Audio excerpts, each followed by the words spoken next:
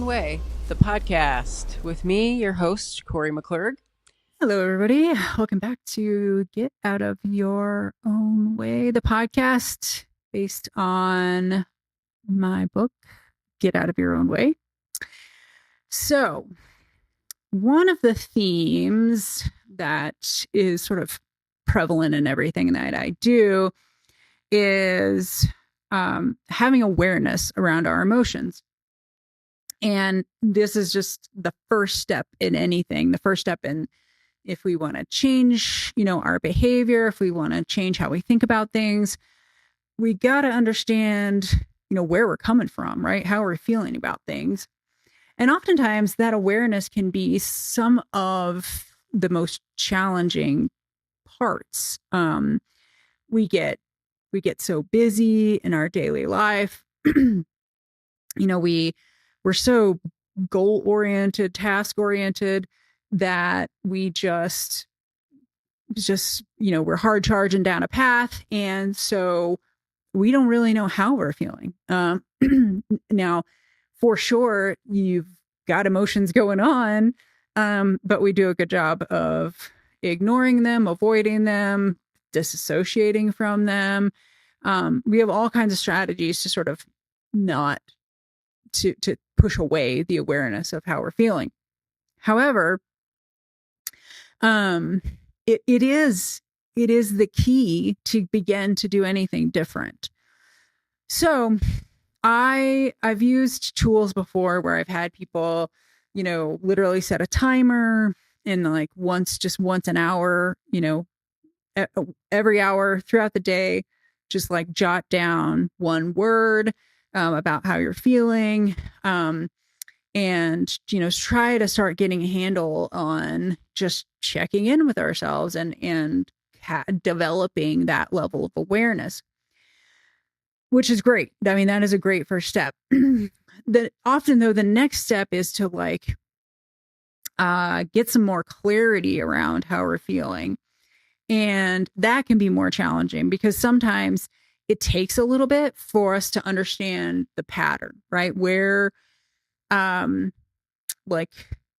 understand when you're feeling that way or what's prompting a specific feeling that, that you don't want to have, or you feel like it's getting in your way or whatever.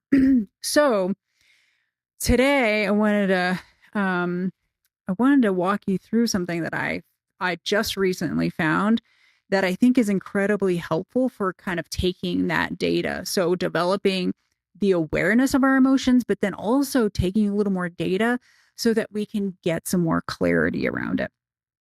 So it's this really cool app I just found, and it's called How We Feel. How We Feel. It kind of looks, that's the name of the app, and there's almost like a little kind of heart emoji sort of thing in the icon.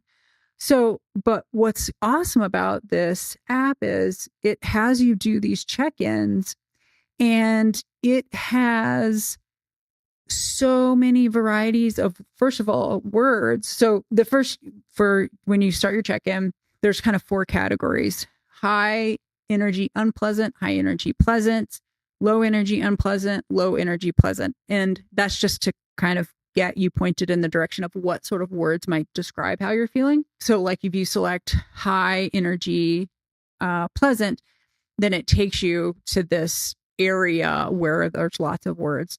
So in high energy, pleasant, you might be surprised, in awe, exhilarated, excited, determined, successful, thrilled, amazed, joyful, upbeat, cheerful, curious, happy, confident, wishful, hopeful, engaged, ecstatic, elated.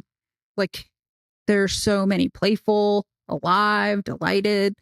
There's so many just in that kind of category. And so what's awesome is, so you select wishful, right?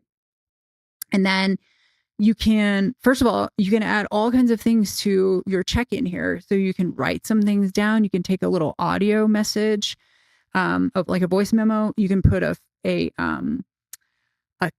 image in it. You can take a photo.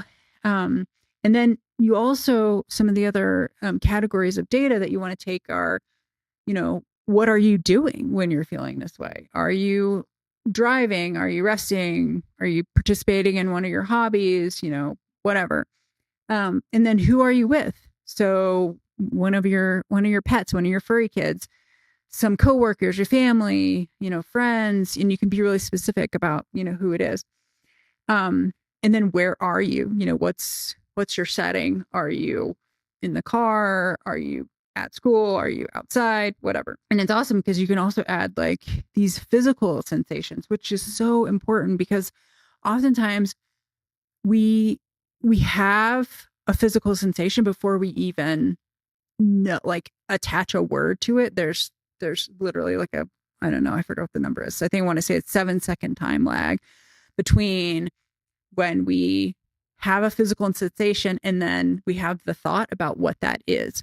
It's because our brain is literally filtering through things on an unconscious level. So it's reacting before you even know that it's reacting. So that's really helpful, especially for those of us who have for so long disassociated that. We ignored our physical sensations or were purposefully dissociated with them, maybe as kids. And so to start bringing that somatic level back online is incredibly helpful for you to start ramping up your awareness. This tool, this app is so helpful just to do these check-ins. And then though the great thing about it is it also has some strategies, some tactics for, what you might want to do about it. Especially if you're in one of these kind of more emotions that you don't want to have, or that you feel like it's getting in your way, then there's so much more you can do with that. And it's a free app, by the way. There's nothing, you don't have to pay anything. So it's, if you're into technology, then I would say this is a great way to do it versus kind of the old school, you just jotting it down. But, if you're not into the phone thing, then totally just, use the old school jotting it down. What's really great, I mean, I'm kind of a lay scientist, and I mean, I have done science professionally, but the point being that it's really hard to delve into these things and really understand ourselves well, particularly if we haven't been accustomed to that. A lot of us did.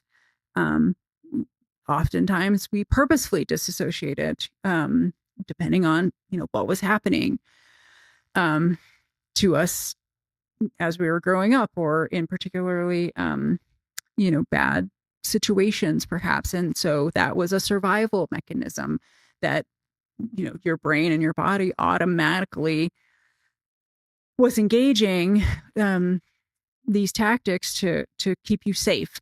And so now when we're trying to change our behavior because we recognize that those mechanisms that we automatically started using to keep us safe, well, now the context is totally different, right? And so we want to change our behavior. We want to change our thoughts.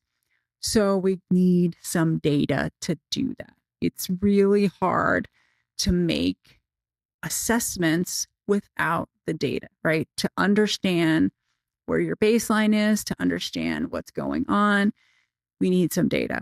So to have a tool like this where you can get the data, do the check-ins for several days, especially if you have different settings and you can take the data in different settings or around different people or different activities, and really start to take enough data, then you can, hone that in and understand what's going on. Now, it doesn't need to be a compulsive activity. So, don't start getting wrapped around the axle because, oh my gosh, I have to take all this data, or I need to be checking in constantly. That's not it. That's not the point. Yes, at the beginning, you might want to do it 4 times a day, or even, the once on the hour for a day or something, just to like get yourself in the mode of being more conscious of it. But that's not something that you need to like be doing every day. You don't need to be checking in with yourself once an hour for every day. I think the app has something like, maybe you check in with yourself 4 times a day. I think for ongoing purposes, that's probably plenty. It takes literally a few seconds to get the data. And then after a week or 2 weeks, even a month, at different periods, you can go back and look and say, okay, are there some discernible patterns here? And particularly around something that you want to change. If you think that you are frequently anxious, go back and look at the data. When is that anxiousness happening?